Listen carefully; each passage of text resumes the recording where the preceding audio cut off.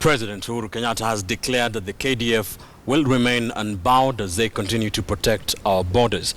The president spoke as the remains of our fallen soldiers arrived back home from Somalia. KTN's Rita Tinina begins our coverage on honoring our heroes tonight with this story.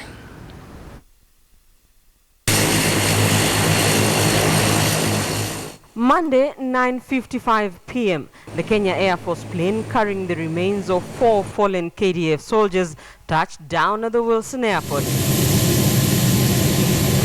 where a somber mood prevailed as Chief of Defense Forces General Samson Mwathethe, Kenya Air Force Commander Samuel Doita, and Defense Cabinet Secretary Rachel Omamo waited to honor the fallen heroes, where soldiers too waited to receive the remains of their colleagues who paid the ultimate price in efforts to safeguard the country. Draped in the Kenyan flag, the caskets bearing the remains of the soldiers were removed from the aircraft in a ceremony conducted with military precision.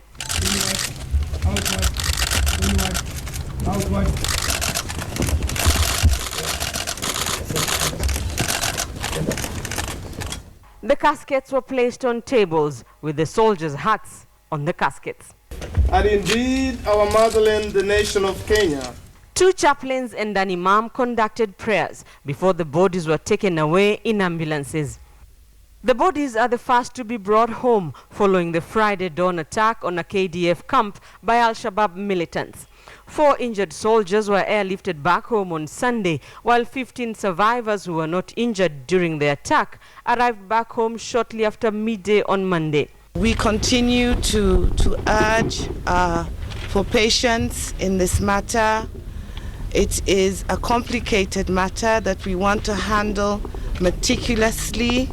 We want to handle carefully for the benefit of the families of our soldiers. As the country received its heroes, President Uhuru Kenyatta addressed the nation from Mombasa, saying Kenya is not leaving Somalia anytime soon until its mission to eliminate the Al-Shabaab is achieved. I'm proud to say that our forces are ready to do their duty.